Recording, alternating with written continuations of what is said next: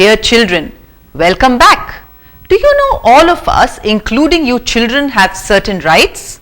Today we will learn about the human rights and fundamental rights. Let us first understand what is a right. Rights or claims that are protected by law. No one can take those rights from you. A right is the sovereignty to act without the permission of others. A right is a universal meaning. It applies to all men, not to just a few. It means there are no special rights unique to women or men, black or white, the elderly or the young, the rich or the poor, or any other group. Democracy protects the rights of citizens of a country. There are certain organizations also, like United Nations Organization, also play an important part in protecting the rights of the people around the world. Let us understand what are types of rights. There are two types of rights, fundamental and human. Fundamental rights are the rights which are essential for the well-being of a person. Human rights are the rights that are applicable to all humans, you, me, and those who live in America or Africa or anywhere else in the world. These are meant for all human beings irrespective of their location, caste, creed, color or gender. Now we shall discuss the fundamental rights laid out in the Indian Constitution. The fundamental rights in the Indian Constitution acts as a guarantee that all Indian citizens can live and will live peacefully as long as they live in Indian democracy. Come, have a look at the fundamental rights in India. Right to equality. Article 14. Article 14 grants you equality before law and equal protection of law. Article 15. Prohibition of discrimination on grounds of religion, race, caste, sex or place of birth. Article 16. Equality of opportunity in public employment. Article 17. End of untouchability. It means you cannot discriminate on the basis of castes. Article 18. Abolition of royal titles as those of zamindars and rajas. Right to freedom. Article 19. It guarantees the citizens of India the following 6 fundamental freedoms. 1. Freedom of speech and expression. It means you are free to express your likes and dislikes freely to anyone via any medium, be it newspaper, television or some other mass media.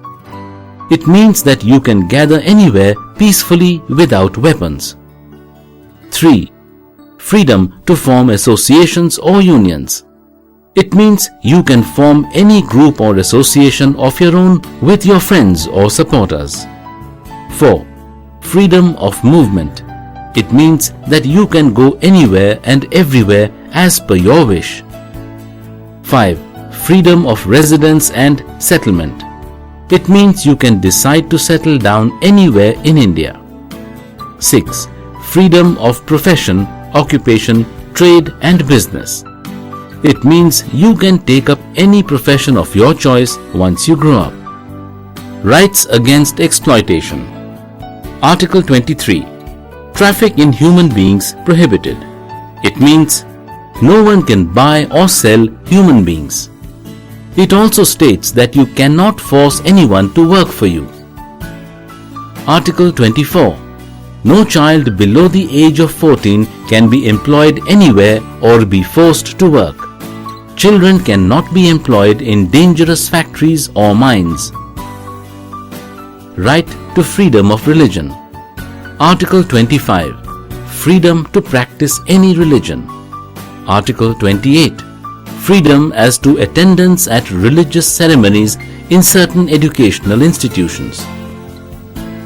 Cultural and educational rights. Article 29. Protection of interests of minorities. Article 30. Right of minorities to establish and administer educational institutions. Right to constitutional remedies. Article 32. the right to move the Supreme Court in case a citizen is denied his rights. This article was called Soul and Heart of the Constitution by Dr. B.R. Ambedkar. Habeas corpus.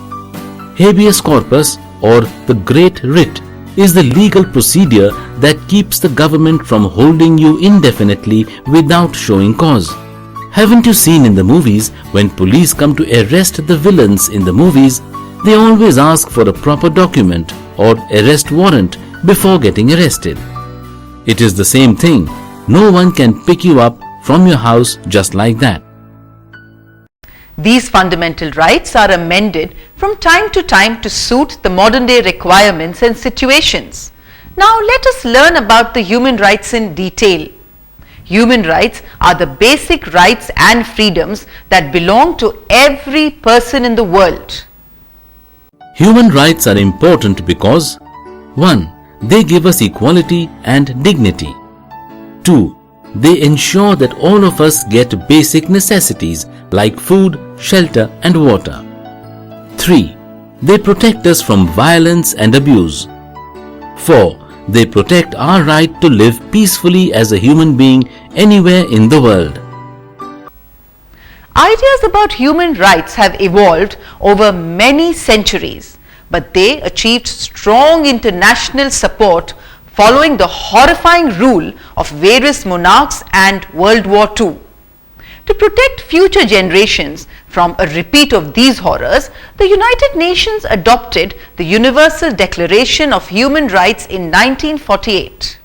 United Nations gave the task of drafting the Human Rights Declaration to a group of people from 9 different countries. These people drafted some 30 articles that took the shape of the Universal Declaration of Human Rights.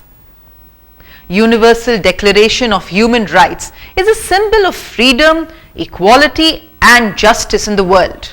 It was the first international agreement aimed at protecting and promoting human rights.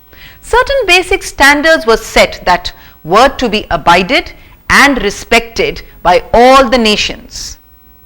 In 1993, Government of India passed a legal act to protect human rights.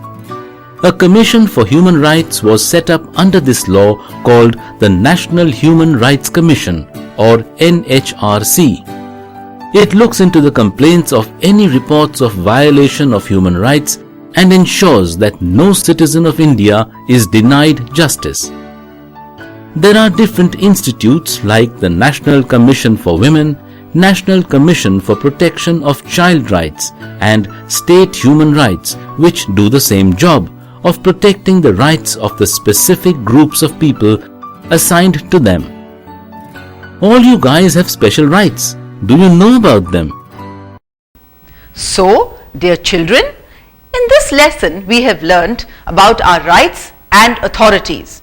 Our country and state both are doing so much for us. So don't you think we also fulfill some duties towards our state and country?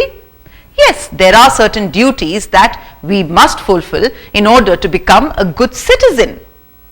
1. We must abide by the Constitution and respect our national flag and anthem. 2. We must cherish and follow the ideals that inspired the struggle for freedom. Our freedom fighters loved their country and we should also do the same. 3. We must uphold and protect the sovereignty, unity and integrity of India. It means we must not do anything or engage in any activity that will divide our country. 4. We must defend our country. 5. We must protect our environment. 6. We must develop scientific temper. We must put our heart and soul in studies and become a better person instead of engaging in unwanted activities. 7. We must safeguard public property. 8. We must try to be good and excel in all spheres of life. This is what your parents want, this is what I want, and this is what our country wants, that you must always try to reach high and touch the sky. Nothing is impossible if you decide to do it.